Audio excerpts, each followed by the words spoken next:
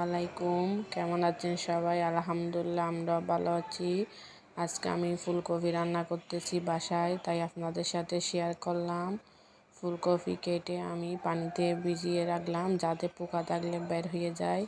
Tomato কেটে নিলাম। চিংড়ি মাছ দিয়ে আজকে ফুলকপি রান্না করব। পেঁয়াজ কেটে নিলাম, পেঁয়াজ পাতা কেটে নিলাম ধুয়ে। আজকে আমি চিংড়ি মাছ দিয়ে রান্না করলে ফুলকপি মজা হয়। চিংড়ি মাছগুলো দিয়ে আমি আজকে ফুলকপি রান্না করব।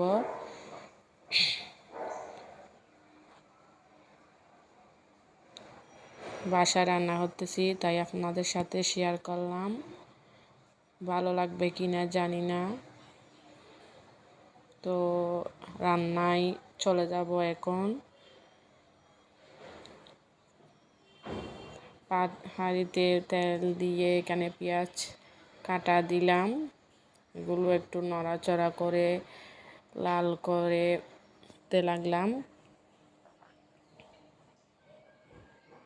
এরপর লাল মরিচের গুঁড়া পরিমাণ মতো,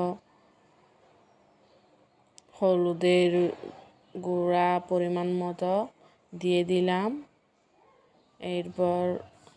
এরপর সামান্য পানি দিলাম যাতে মরিচ পুড়ে না যায়। কষানোর জন্য ভালোভাবে কষালে তেলটা উপরে বেশ উঠলে দেখতে অনেক সুন্দর লাগে। এরপর চিংড়ি মাছগুলো দিয়ে দিলাম মরিচের সাথে, এগুলো যাতে একটু হয়ে যায়। এরপর পেঁয়াজ পাতা দিয়ে দিলাম একসাথে। এগুলো দিয়ে আবার আমি একটু নড়াচড়া করে কষানোর জন্য দিয়ে দিলাম। এরপর এই তো কি সুন্দর উপরে তেল বেশি উঠলো, কালার চলে আসছে।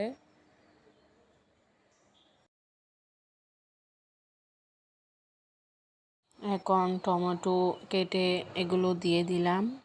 টমেটো আগে দিলে মশলাটা একটু ঘন হয়, তাই আমি টমেটোটা আগে দিয়ে দিই যাতে নরম হলে মশলা ঘন হয়ে আর একটু মজা হয়, টমেটোর স্বাদটা বের হয়। টমেটো দিয়ে আর একটু নড়াচড়া করে কষাতে লাগলাম। আর একটু কালারটা আসার জন্য ভালো করে কষালে রান্না মজা হয়, কালারও অনেক সুন্দর আসে। এই তো কি সুন্দর উপরে একটা তেল ভেসে উঠলো, দেখতে অনেক সুন্দর লাগতেছে। এরপর ফুলকপি আমি ধুয়ে নিলাম। ধুয়ে আমি সাইজ মতো রান্না করি কেটে। ফুলকপি ধুয়ে পরিষ্কার করে এখন রান্নার জন্য দিয়ে দিব। ফুলকপি এখন মশলাটা হয়ে আসছে, ফুলকপি দিয়ে দিব আস্তে আস্তে।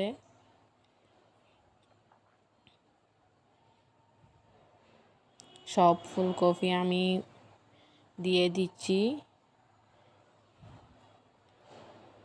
আমি বাসায় মূলত এরকমই রান্না করি।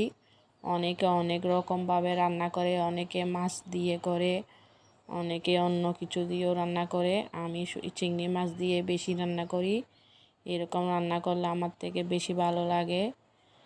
এখন ফুলকপিকে হালকা কষানো মশলার সাথে নাড়তেছি। সামান্য পানি দিচ্ছি যাতে ফুলকপিগুলো সিদ্ধ হয়ে যায় ভিতরে।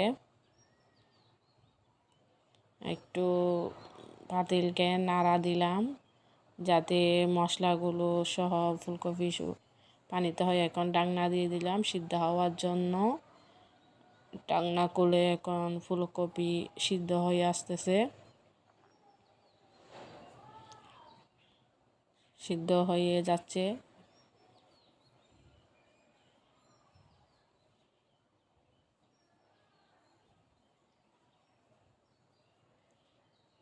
এখন আরও পানি দিলাম, আর একটু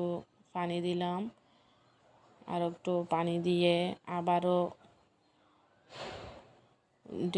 নাড়া দিয়ে আর একটু নাড়া দিতে লাগলাম যাতে কাঠি দিয়া করলে ভেঙে যায়। এখন ফুলকপিগুলো কাঁচামরিচ ভেঙে আমি দিয়ে দিচ্ছি।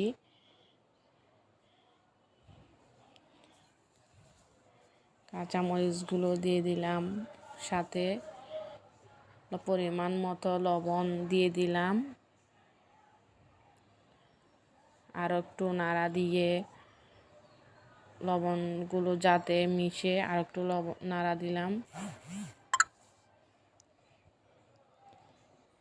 এরপর ঢাকনা দিয়ে দিলাম আর একটু সিদ্ধ হওয়ার জন্য। কিছুক্ষণ পর আবার তুলে দেখলাম হয়ে আসলো ফুলকপি। কি সুন্দর কালার, অনেক সুন্দর দেখতে লাগতেছে। ফুলকপি পুরোপুরি সিদ্ধ হয়ে গেছে। আমি এরকমও রান্না করে থাকি বাসায়। অনেক সুন্দর কালারটা আসলো। আর একটু নাড়া দিয়ে এখন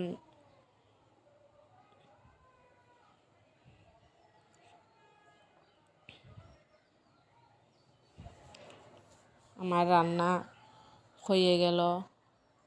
অনেক সুন্দর কালার। আর একটাই এখন আমি নামিয়ে ফেলবো। চুলা থেকে নামিয়ে এখন আমি রেখে দিব। কি সুন্দর কালার, দেখতে অনেক সুন্দর লাগতেছে। উপরে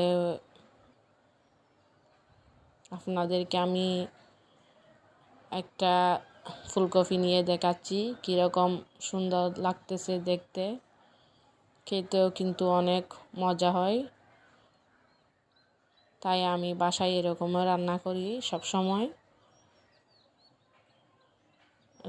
দেখতে অনেক সুন্দর লাগতেছে।